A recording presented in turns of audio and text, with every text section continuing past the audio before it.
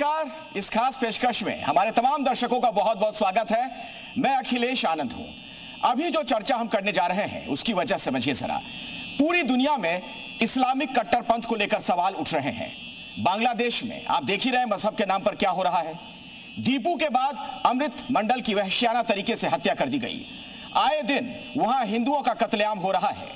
और बांग्लादेश छोड़िए, पूरी दुनिया में इस्लामिक कट्टरपंथ की वजह से जाने जा रही हैं। अमेरिका के राष्ट्रपति डोनाल्ड ट्रंप ने कह दिया कि पूरी दुनिया को इस आतंक के खिलाफ एक होना होगा।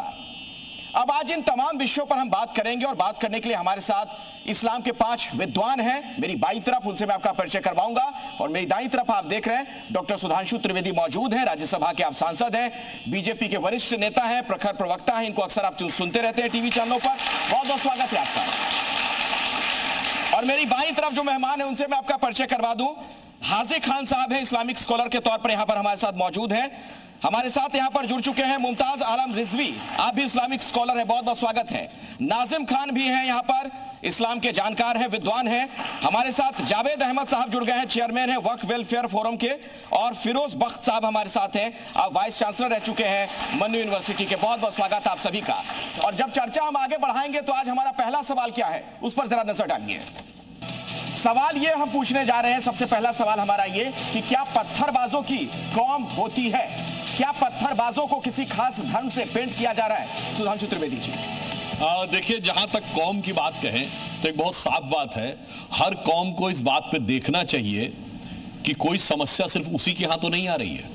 उदाहरण के लिए, अगर कुछ स्ट्रक्चर्ड घटनाएं वर्ल्ड वाइड एक ही जगह पे हो रही हैं या एक ही कम्युनिटी के साथ हो रही हैं, तो ये उनके लिए इंट्रोस्पेक्शन की बात है कि ये करना चाहिए। अब अगर पत्थरबाजी की घटना आपको गाजा में भी होती है और पत्थरबाजी की घटना कश्मीर में भी होती है, और ये आज से नहीं हो रही है, हमारी सरकार आने से बहुत पहले से हो रही है।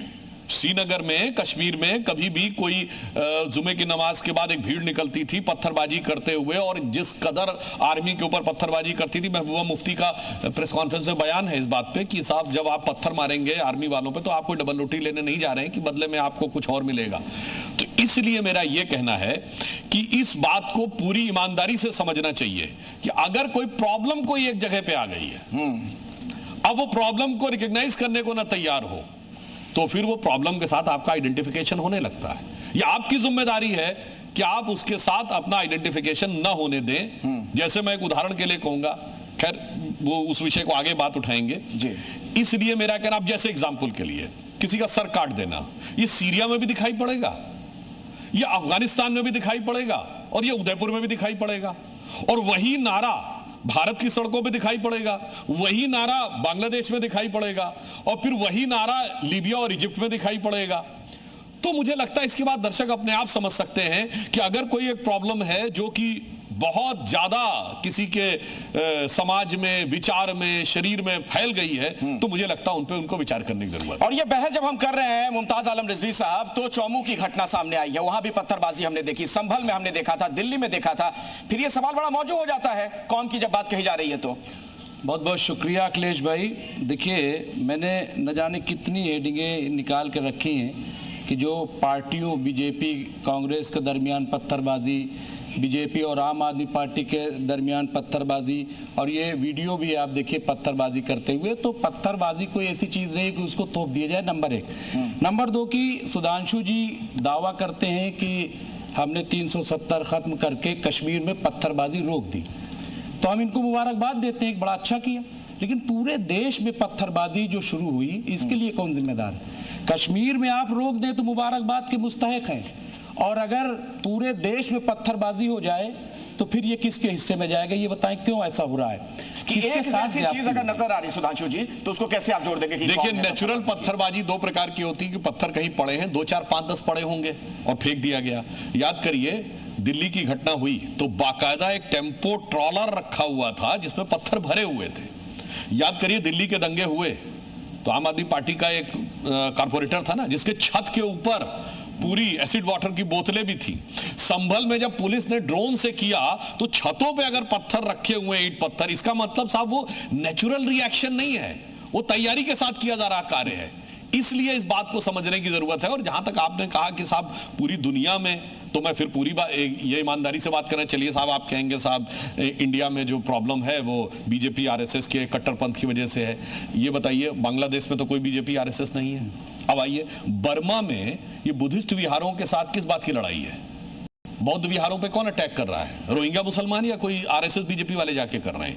ये बताइए, श्रीलंका में मात्र 3 साल पहले उल्टा बोल रहे हैं। अरे साहब, उसी में पूरी बात पूरी सुनिए, सब समझ में ये पलट दीजिए। श्रीलंका में उस पे अटैक, मैं पूरी बात कह रहा हूं, आपको ये लगता ना अटैक, अब ये भी बात कह रहा हूं। श्रीलंका में ईस्टर संडे पे बम विस्फोट होता है, ईसाइयों के त्योहार पे, उसमें भी पाकिस्तानी मौलाना पकड़े जाते हैं। वो साहब कौन कर रहा है? अब आइए, चाइना के सिकियांग प्रोविंस में कम्युनिस्टों से लड़ाई है।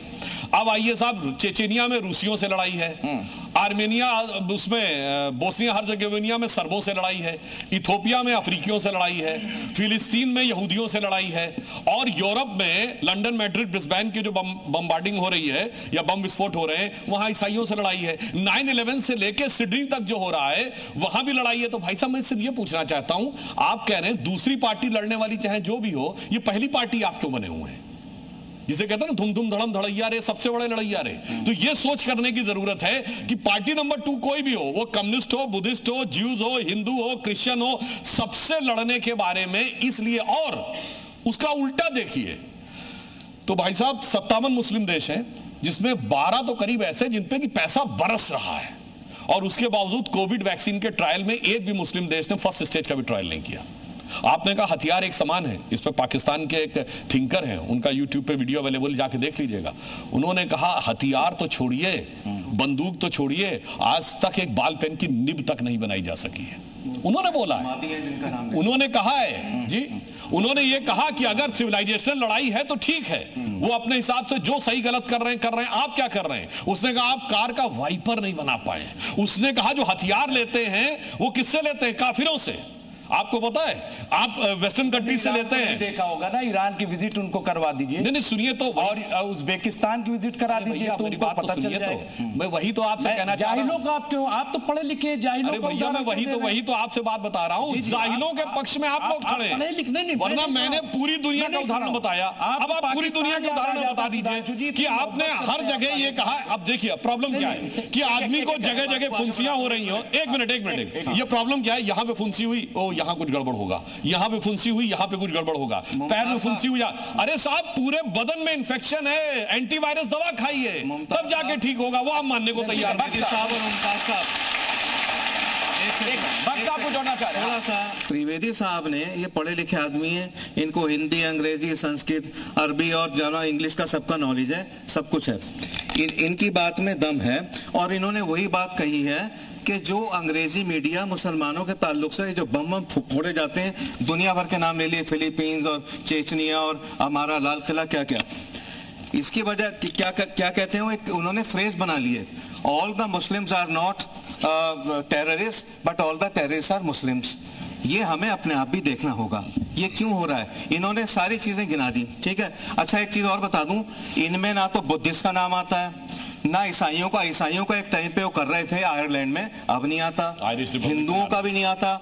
अल्लाह करे कोई भी टेररिस्ट ना बने। लेकिन ये क्यों होता है, इसमें हमें अपने अंदर झांकना होगा, हमें बाजारों में निकलना होगा। और एक चीज मैं और बता दूं आपको, त्रिवेदी जी, बड़ी अहम चीज है, सरकार को, मोदी जी को पहुंचा दीजिए।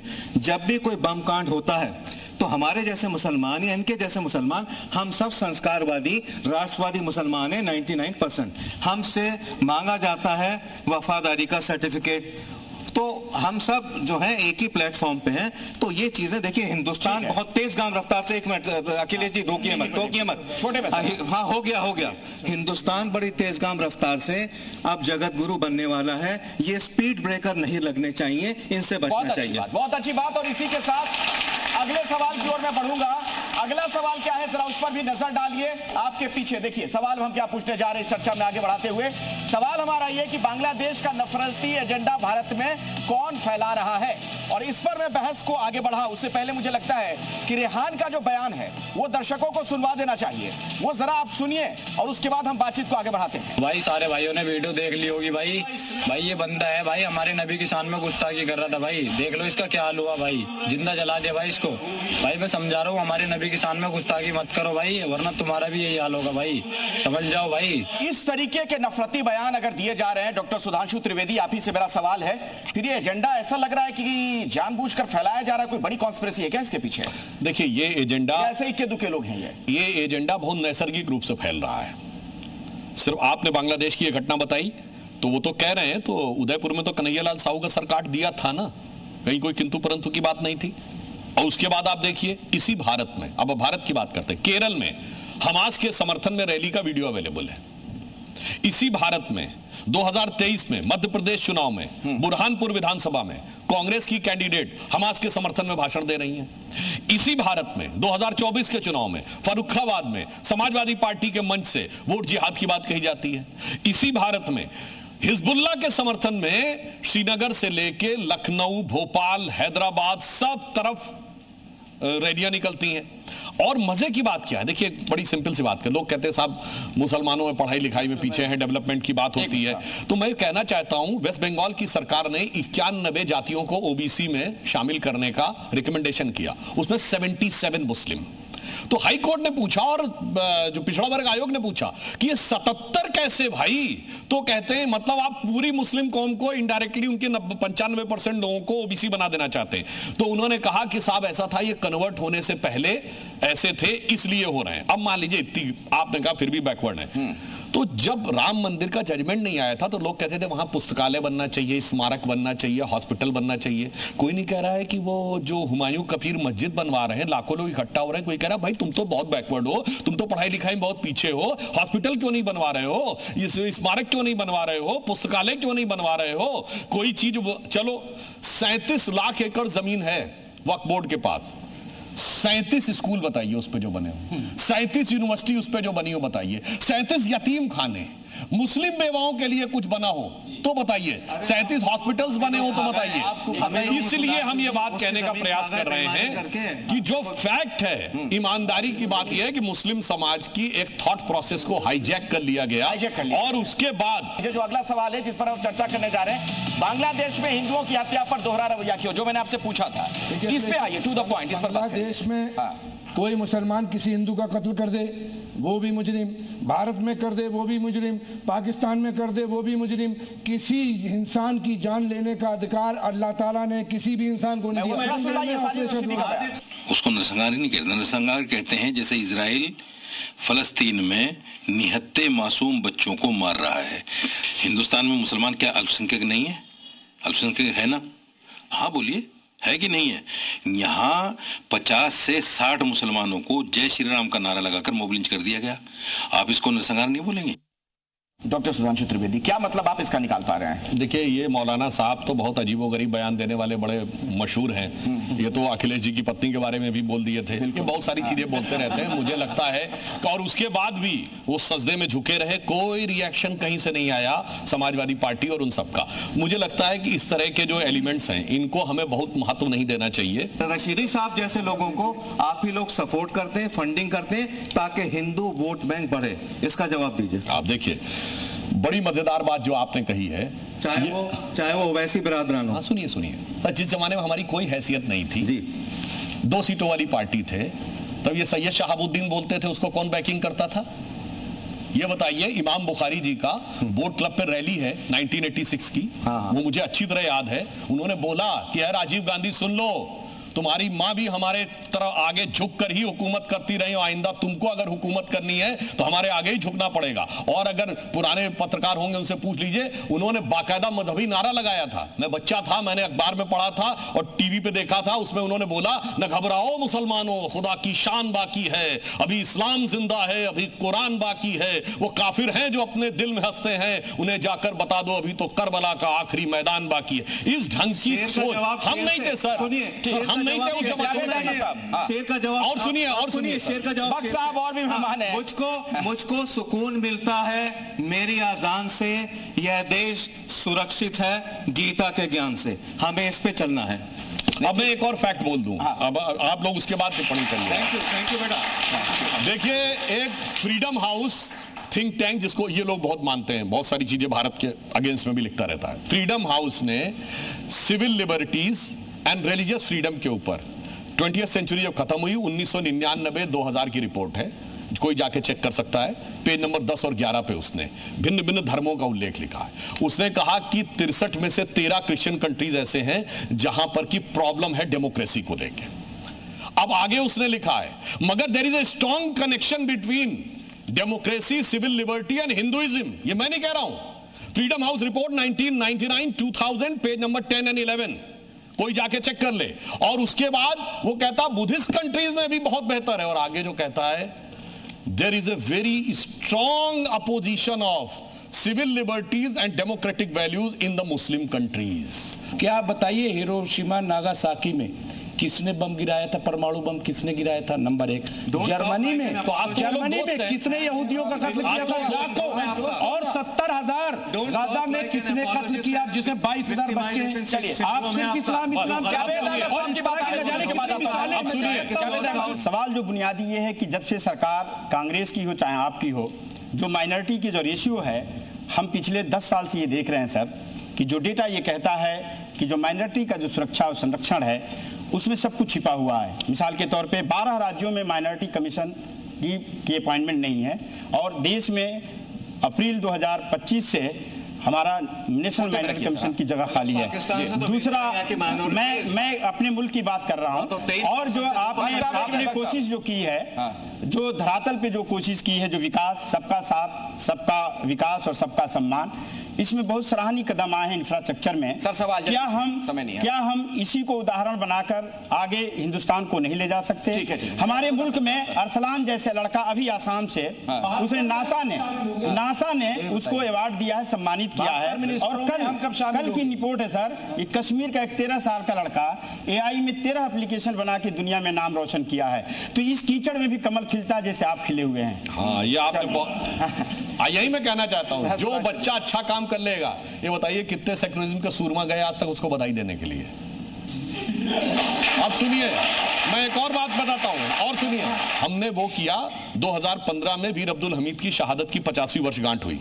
प्रधानमंत्री जी ने उनके परिवार, उनकी पत्नी, सबको बुलाकर प्रधानमंत्री आवास में सम्मानित किया। इन्होंने क्या किया, यासीन मलिक जिसने 3 एयरफोर्स अधिकारियों को मारा, उनको जाके प्रधानमंत्री कार्यालय में बुलाया गया। उसके बाद कहते हैं कि कौन किसके साथ खड़ा है। और मैं एक और परेशान है मुस्लिम एरिया में, कितने स्कूल बनाए मुस्लिम? चलिए अगले सवाल की तरफ बढ़ते हैं। अगले सवाल सुनिए भाई, मैंने तो कहा 37 लाख एकड़ जमीन है, बताओ ना कितने स्कूल बनाए? वो तो वक्फ बोर्ड के कंट्रोल में, बताओ ना कितने अस्पताल बनाए पूरी तरीके से, कितनी यूनिवर्सिटीज हैं बताइए वक्फ बोर्ड के ऊपर? वक्त एक ऐसा कानून आपने पेश किया है, आप जो कह रहे हैं कि इससे गरीब, मजलूम और मुसलमान लड़के लड़कियों का भला होगा। दिल्ली एक उदाहरण है पूरे देश में कि जितने टॉप क्लास के स्कूल हैं वक्फ के लैंड पर हैं। उसमें तमाम DPS से लेके जितने आपके लुटियन जोन में हैं वो सब वक्फ के लैंड पर, किराया पर हैं। और वहाँ क्या है, मात्र सिर्फ 1 रुपये में है।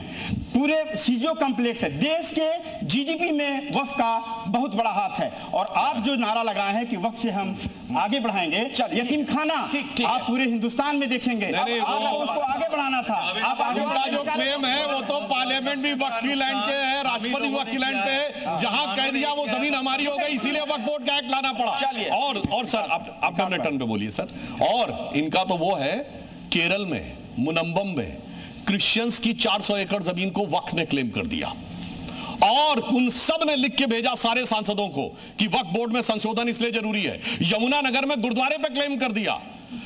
तमिलनाडु में 14,500 साल पुराना मंदिर, यानी जब इस्लाम आया भी नहीं था हिंदुस्तान में, क्या दुनिया में भी नहीं आया था, वो भी वक्फ का हो गया। उसके हिसाब से आप वक्फ का होते करने की बात करते हैं। पल्ली जिले में तिरुचंदरी मंदिर। और सुनिए, एक मिनट, भारत का वक्फ बोर्ड दुनिया का सबसे अमीर वक्फ बोर्ड है इन टर्म्स ऑफ लैंड। चलिए ठीक है, सबसे अमीर है पूरी दुनिया में। अगला सवाल एक मिनट, ये सवाल देखिए, आपस में नहीं।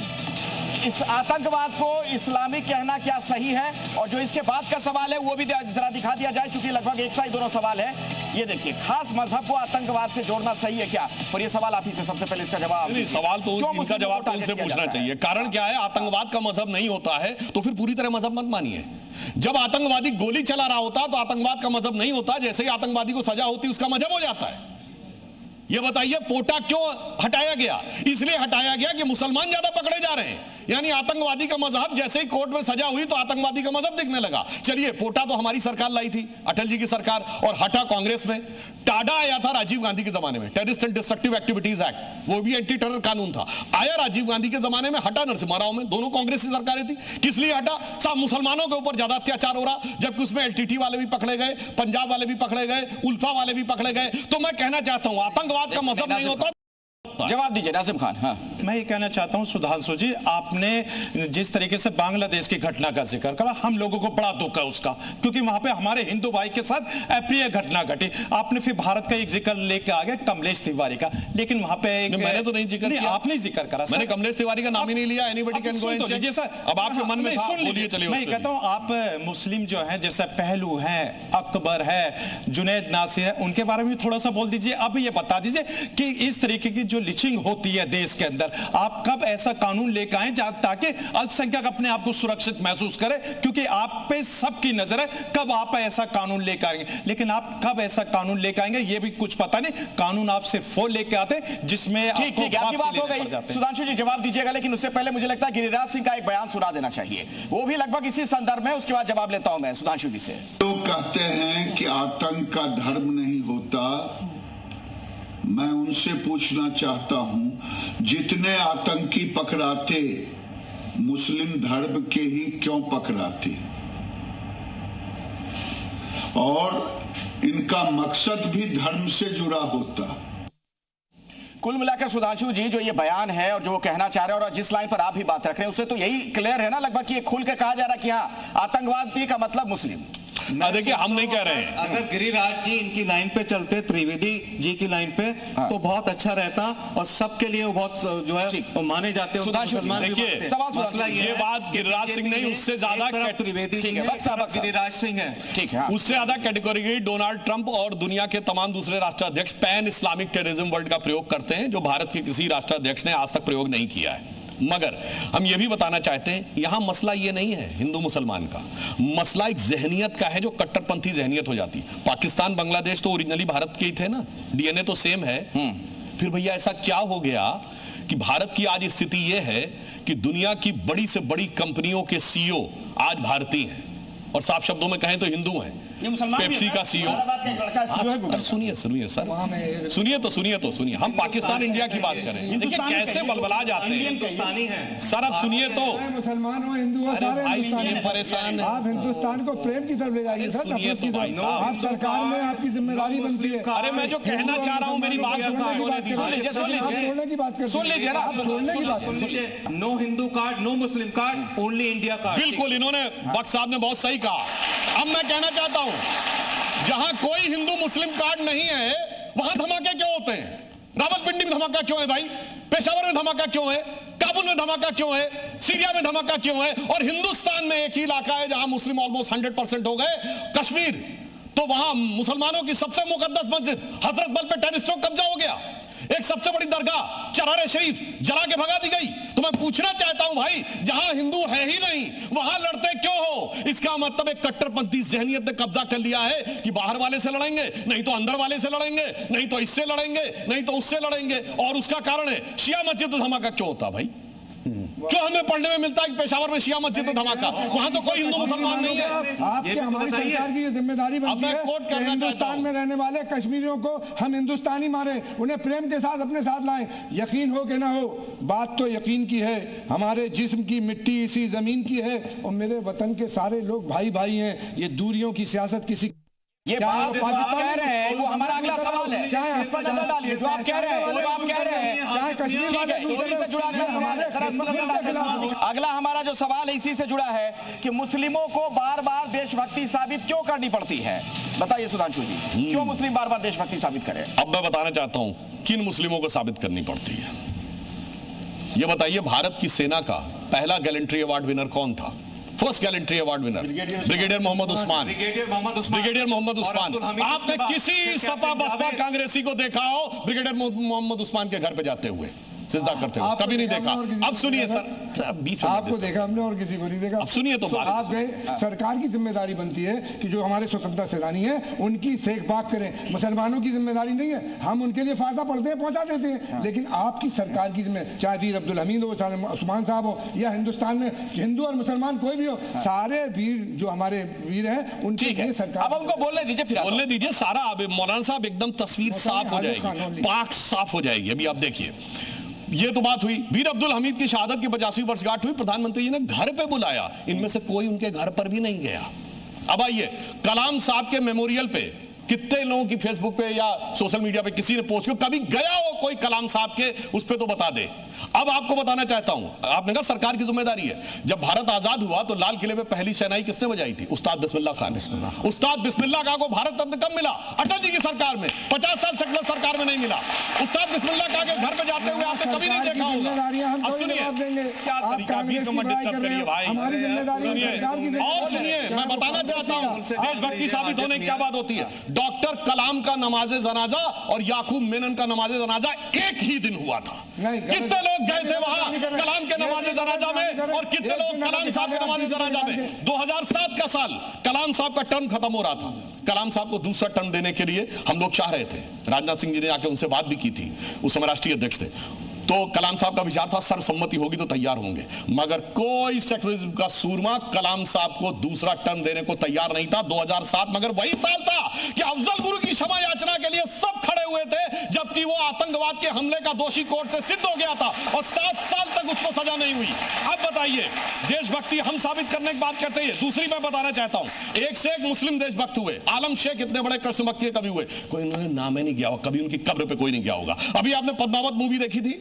पद्मावत लिखने वाला कौन था? मलिक मोहम्मद जायसी, एक मुस्लिम था जिसने अलाउद्दीन खिलजी को विलन दिखाया और यह बताया राणा रतन सिंह की तारीफ की। मलिक मोहम्मद जायसी कब्र पे कभी कोई गया हो? और आपको पता वो कहां के थे? रायबरेली के रहने वाले थे। ये चिरयुवा भी कभी नहीं उनके यहां पे गए।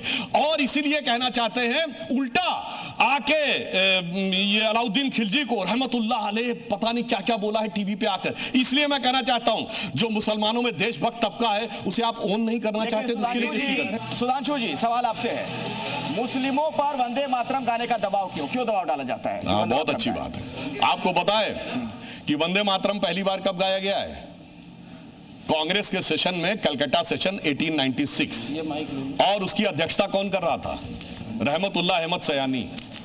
तो किसी को तकलीफ नहीं थी, बहुत बड़े मुसलमान थे, बड़े आलिम थे। वहां से लेके 1923 तक पूरा वंदे मातरम गाया गया है, जिसमें वो रामपुर वाले जिनके नाम पे है यूनिवर्सिटी बनी हुई है, जौहर मोहम्मद, वो भी थे, वो भी कांग्रेस के अध्यक्ष रहे, उनके सामने भी गाया गया, कोई समस्या नहीं हुई। तो मैं पूछना चाहता हूं, और देश की आजादी के बाद मौलाना आजाद देश के पहले शिक्षा मंत्री बने, जो देश के शिक्षा मंत्रियों का पहला सम्मेलन हुआ, उसमें क्या तरीका है साहब? आप बीच में लगातार रनिंग कमेंट्री करते रह रहे हैं, ये तो तरीका ठीक नहीं है। मेरी बात आप काट दीजिएगा, इसके बाद आप ही के पास लगातार रनिंग कमेंट्री बीच में चल रही है। मौलाना आजाद ने जब किया तो वंदे मातरम ही नहीं, शिक्षा मंत्रियों के सम्मेलन में सरस्वती वंदना तक गाई गई। मगर समस्या इनको आती है, मैं बताना चाहता हूं, दुनिया का सबसे बड़ा मुस्लिम देश है इंडोनेशिया। आप जाइए अमेरिका में, इंडोनेशिया के एम्बेसी के बाहर वॉशिंगटन में मैसाचुसेट्स एवेन्यू पे जाके देखिए, 12 फुट की सरस्वती की प्रतिमा लगी हुई है और उसके नीचे 3 बच्चे पढ़ते हुए दिख रहे हैं। वो कहते हैं हमारा कल्चर है, हमारे लिए कोई प्रॉब्लम की बात नहीं है। प्रॉब्लम यहां पे होती है जब आप कल्चर से देश को लड़ाना चाहते हैं। पूछना चाहता हूं, 1937 में जो प्रधानमंत्री जी ने बोला, जब 12 अक्टूबर को जिन्ना ने आपत्ति दर्ज की, उससे पहले किसी मुसलमान को प्रॉब्लम नहीं थी। 1896 to 1937, और जब बंगाल का विभाजन हुआ 1905 में, हिंदू मुस्लिम दोनों ने वंदे मातरम गाया और 1911 में वो वापस हुआ। क्या होता है? वही जो मैंने कहा, कट्टरपंथी लोगों से समझौता करके शॉर्टकट वोट का थोक पाने के चक्कर में इन लोगों ने वो मुसलमानों के साथ किया है। एक लाइन में कह दूं, मैं भी ये शेर लगातार बोल रहे हैं कि किसी को किसी की मोहब्बत ने मारा, किसी को किसी की अदावत ने मारा, और शराफत अली को सेकुलर सियासत ने मारा। आप बोलिए। सुधांशु जी, आप सरकार में हैं, और पिछले 12 साल से हमारे देश में भारतीय जनता पार्टी की सरकार है। हिंदुस्तान के हिंदू और मुसलमान जब तक हम और आप कांधा मिला के नहीं चलेंगे, ये देश उन्नति और विकास की नहीं। जो भी देश में हिंदू मुसलमान करके देश को गुमराह करना चाहते हैं, वंदे मातरम पर क्या आपत्ति है, उस पे आइए ना आप। वंदे मातरम 30 साल हमने पढ़ा, हमारे फादर प्रिंसिपल थे इस्लामी इंटर कॉलेज में, 38 साल प्रिंसिपल है, सुबह वंदे मातरम पढ़ते थे, किसी को कोई ऐतराज नहीं। लेकिन आप ये कहो कि कोई पढ़ना चाहता है पढ़े, कोई जबर नहीं पढ़ना चाहता जबरिया पढ़ना, वो आपकी गलत बात है। वो हमारा देश का संविधान कहता है, हमारा सुप्रीम कोर्ट कहता है कि जो चाहे पढ़े, जो नहीं चाहे। लेकिन इसको आप हिंदू मुसलमान बनाते हो। अगला सवाल का जवाब दीजिए, अगला सवाल इस पर नजर डालिए। बस साहब इसके बाद आता हूं सर, मैं आऊंगा आप ही के पास आऊंगा। हमारा इस्लाम कमजोर नहीं होता, ठीक है, और बहुत पक्के मुसलमान हैं, अच्छी बात, लेकिन साथ ही साथ हम किसी तरह का शिरकत नहीं चाहते। वंदे मातरम कहने से और मजबूत होता है इस्लाम। ठीक है, अगला सवाल जरा उस पर नजर डालिए। हमारा जो अगला सवाल है, मुसलमानों को बीजेपी पर भरोसा क्यों नहीं? क्या भरोसा नहीं है मुसलमानों को बीजेपी? मैंने तो आपको बताया, हमने एक से एक विद्वान राष्ट्रवादी मुसलमानों के ऊपर भरोसा किया है और उन्हें बड़े बड़े भरोसों के पदों में बैठाला है। जिन लोगों पे हमने किया है, मैंने 2 उदाहरण दिए।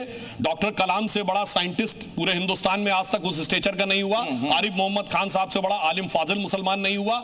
हमने ऐसे लोगों को किया है, मगर समस्या क्या है कि विपक्ष को केवल अपराधी और आतंकवादियों में भरोसा है। वो कहते हैं अफजल हालात का मारा था, उनके लिए याकूब मेनन की जुडिशियल किलिंग हुई थी, उनके लिए बुरहान आनी भटका हुआ नौजवान था, उनके लिए हाफिज साहब था, उनके लिए उसामा जी था, उनके लिए इशरत जहां बेटी थी, और उनके लिए जाकिर नायक शांति का मसीहा था। भाई साहब, आप किस मुसलमानों में भरोसा जता रहे हो, ये बताओ ना। समस्या इसका हाँ सुधांशु जी, देखिए आप बहुत बड़े विद्वान हैं और देखिए दिल से मैं रेस्पेक्ट करता हूं आपकी, आप तर्कों पर बात करते हैं, लेकिन जब हमारे सेना जब आतंकियों को मार देती है भारत के अंदर, तो फिर इसी भारत की पाक सरजमी पे उनको दफनाने की परमिशन कौन देता है? उस पर एक ऐसा कानून ला दीजिए कि भारत की पाक सरजमी पे उन आतंकियों को दफनाया ना जाए। और हम लोगों को बड़ी आपत्ति है। और रही दूसरी बात, यहाँ पे भी राष्ट्रगीत है, हम दिल से सम्मान करते हैं और इंशाल्लाह हमेशा करते रहेंगे। हम लोगों को हमारी आइडेंटिटी, जहां हमारी देखी जाती है, भरोसा क्यों नहीं? जो अभी वाला सवाल उस पर आइए ना, मैं उसी सवाल पर आ जाता हूं। जहां हमारी दाढ़ी या टोपी देखी जाती है, हमें शक के नजर से देखा जाता है, और जबकि मौजूदा सरकार की नैतिक जिम्मेदारी है कि हम लोगों को सुरक्षा देने की। अब आप हम लोगों को सुरक्षा कैसे देंगे? क्योंकि जहां हम लोगों को देखा जाता है तो वहां पर हमको टारगेट करते हैं। जवाब दे दूं मैं, इनकी पीड़ा को जरा समझिए, त्रिवेदी साहब से पहले जवाब दे दूं। भारत पे मेरे रहमते परवरदिगार है, कृपा प्रभु राम की, कान्हा का प्यार है। ठीक है, अब इनका जवाब छोटे में जवाब दीजिएगा, आखिरी जवाब है। इनकी पीड़ा को समझिए, शक की निगाह से क्यों देखा जाता है? मैं शक वाली बात बताता हूं। देखिए, फैक्ट में मुसलमानों के साथ क्या हुआ है। पश्चिम बंगाल में मुसलमान 30% है, सरकारी नौकरी में कितना है? 1.8। आज तक एक दिन भी बीजेपी की सरकार नहीं रही है।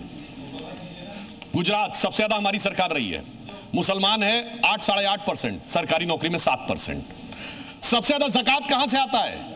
गुजरात के मुसलमानों से आता है, जहां हमारी सरकार कभी नहीं रही। अब उत्तर प्रदेश, जहां का मैं रहने वाला हूं, 1931 की सेंसस में, उस समय उत्तर प्रदेश की, चूंकि वो जाति के आधार पर भी था, इसलिए एग्जांपल के, उत्तर प्रदेश में रेट ऑफ लिटरेसी 8% थी। हिंदू समाज में सबसे पढ़ी लिखी जाति मानी जाती थी ब्राह्मण, 15%, राजपूतों में 13%, और आपको पता सईद मुसलमानों में कितनी थी? 24%, यानी एवरेज से 3 गुनी। मुसलमान ब्यूरोक्रेसी में 20% था यूपी में, और वहां से लेकर सच्चर कमेटी की रिकमेंडेशन आने तक तो हमारी सरकार नहीं रही थी। 6 साल अटल जी का छोड़ के 67 साल में 61 साल सेकुलर सरकार रही, फिर 1.5% पे आ गए। हम तो मजलूम हो गए, हम तो गरीब हो गए, हम तो ये हो गए। उसके लिए कौन जिम्मेदार था?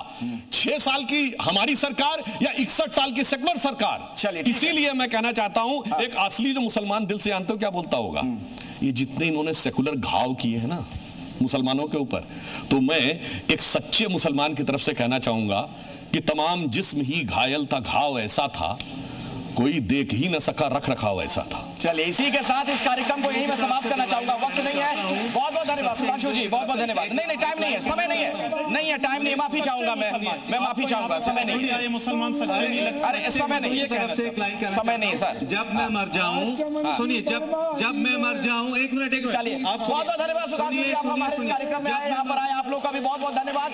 इस खास कार्यक्रम में, इस पेशकश में फिलहाल इतना ही।